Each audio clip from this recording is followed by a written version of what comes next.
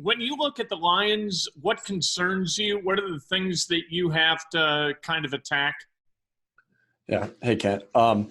They are a very well-coached team. You know, they hit. They're well-coached. They're in the right spots. They're in good positions, and they have good players.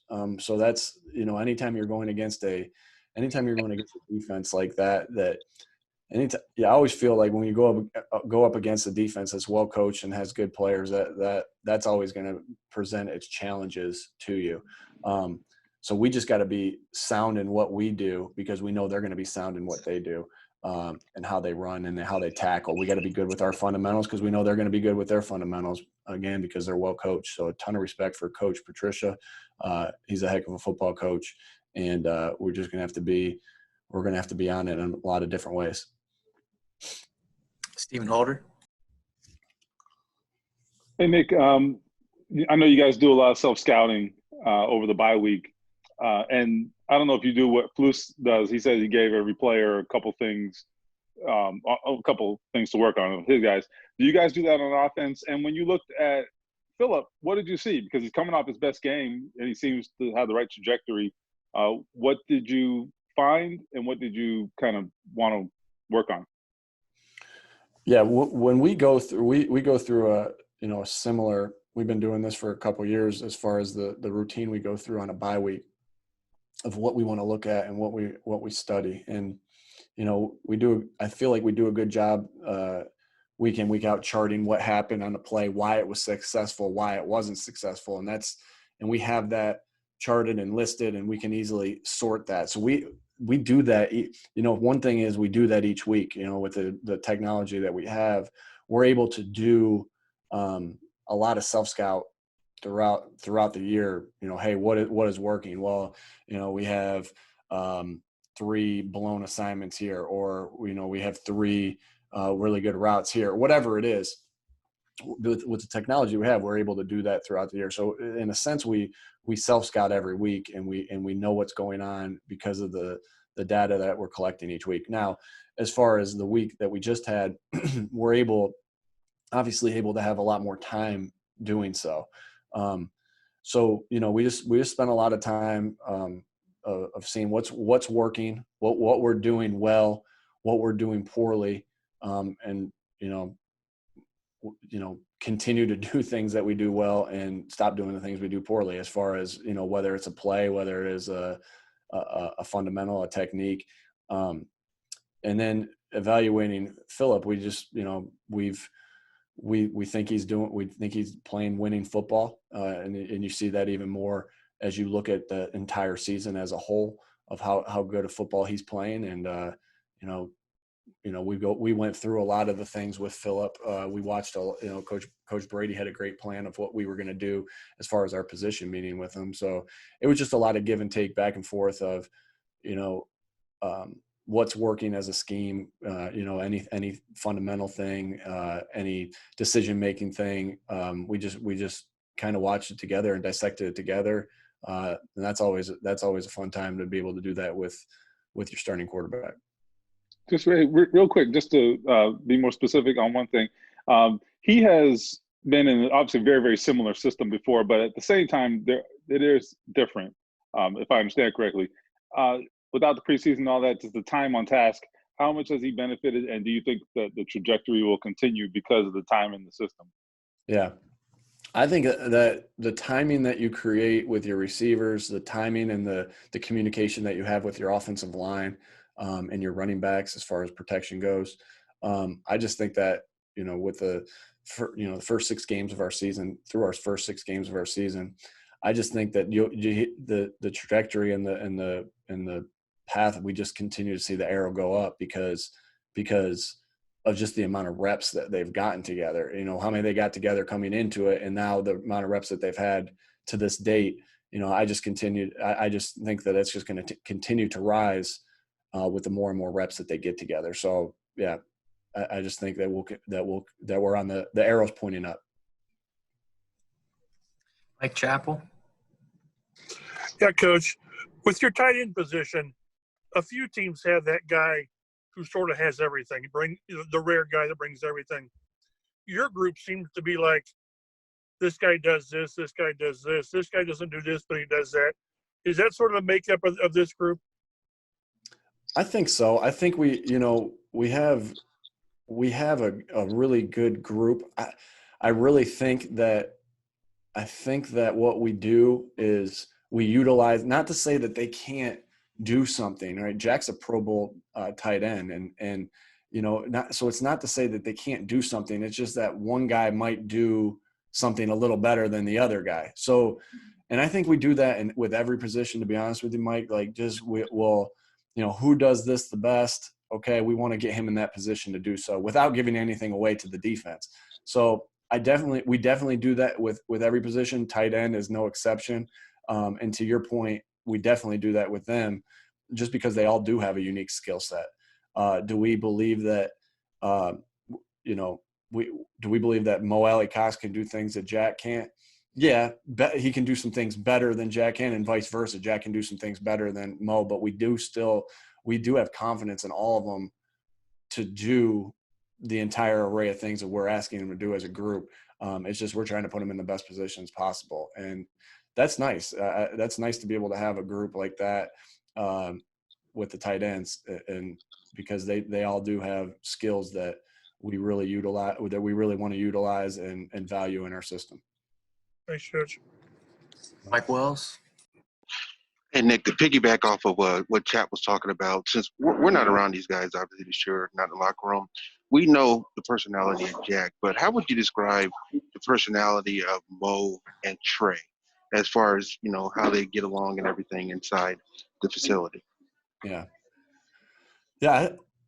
All of them are really easy to get along with, and I see that all three of them, they all have a unique relationship and a special relationship. I've seen Trey come in from, being his first year here without an off season, and he fits in like he's been here for as long as I have, for 3 years or for 5 years or whatever.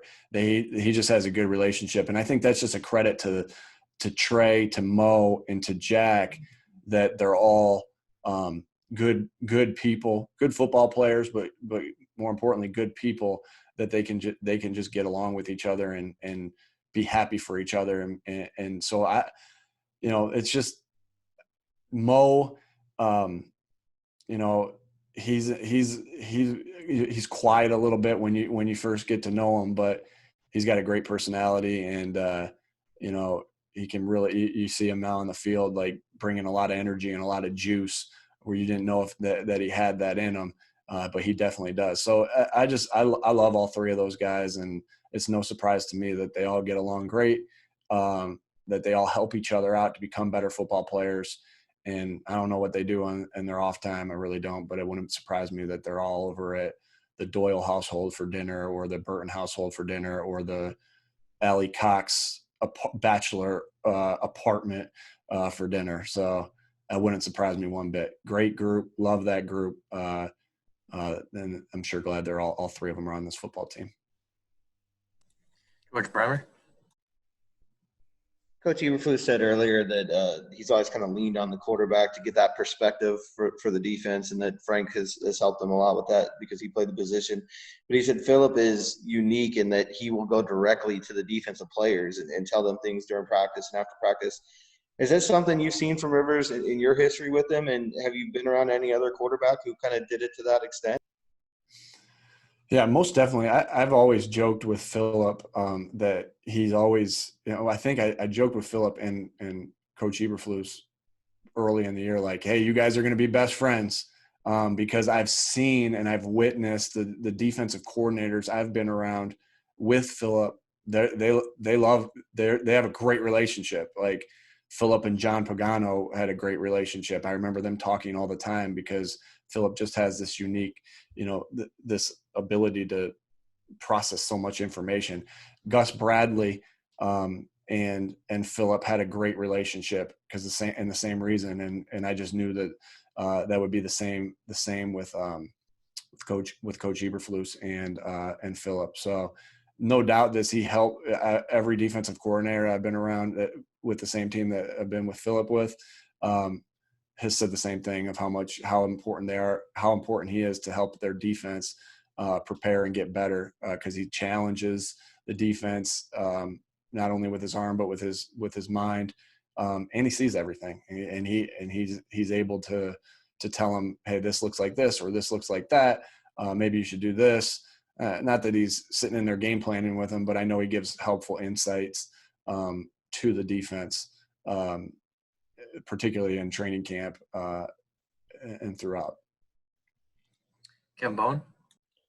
Hey, Nick, it seemed like when Michael was healthy, Phillip really targeted him situationally, some third downs, maybe not in the red zone, but it seemed like near the red zone at least. When he does come back, what will your offense get, or what is it missed, I guess, without Michael? I think he just gives you another body that is a big physical. Michael's big and physical, but he has he has almost like little man feet, like where he's able to get in and out of breaks like a guy who's 5'10", right? And he's 6'3". So that's a very good ability to have, because he can win with both his quickness and his strength and size. So, we're excited to be able to get that back from him, from Michael, because he does have a unique skill set. We'll do two more. Lara Overton. Nick, I know that it's, week to week, you're never looking too far ahead. Your primary focus is on Detroit, but how much can you use the bye week to get a little bit ahead in terms of looking at how this next month shakes out schedule-wise and how critical that is in terms of setting yourself up for positioning into December?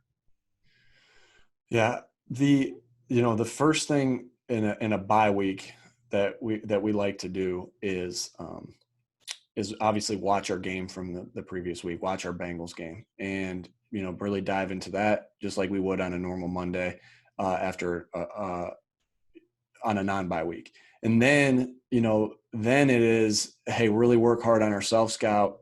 Not that we don't, we do that hard during a normal week too, but we were able to have a little bit more time to work through that. Then it is, hey, who's the next opponent? The Detroit Lions. All right, let's get ourselves ahead on the Detroit Lions.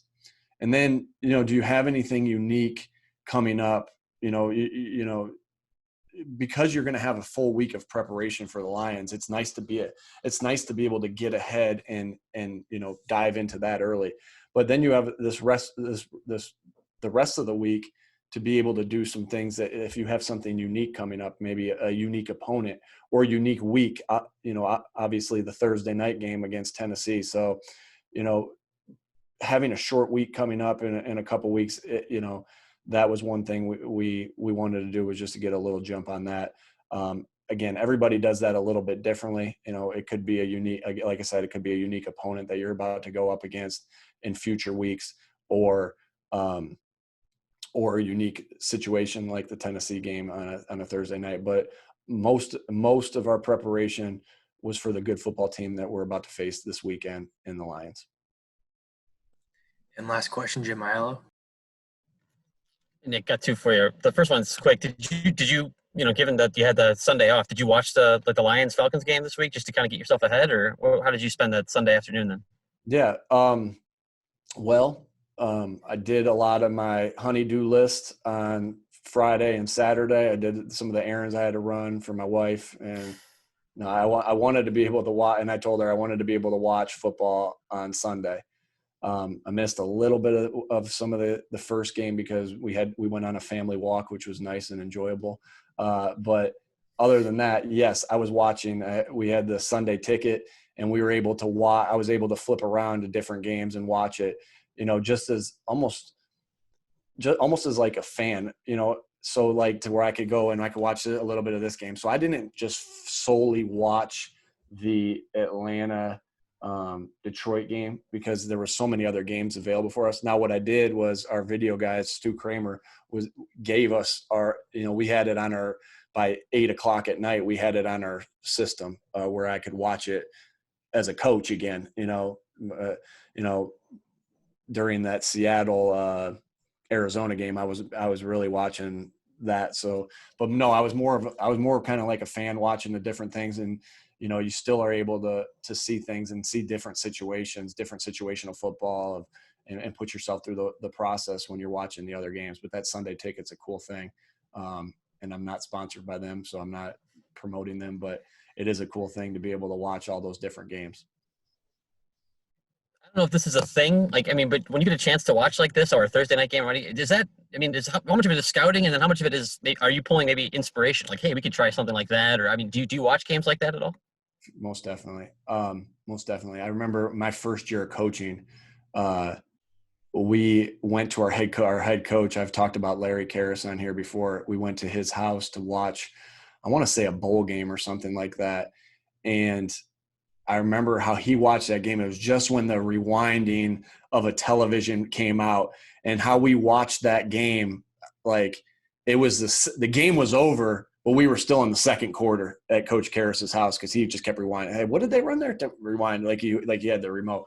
So I'd like to be able to watch as a fan a little bit, but my mind, as we're so entrenched in football and so entrenched in what did they do there? Oh, that was kind of cool. Oh, I wouldn't have done that, or something like that. It gives you a chance to be able to watch. There's just you got the rewind and you're able to watch it again. You do that. So it is nice. I can't watch it truly as a fan, but I do value the ability to just sit there on your couch and watch it, watch it that way.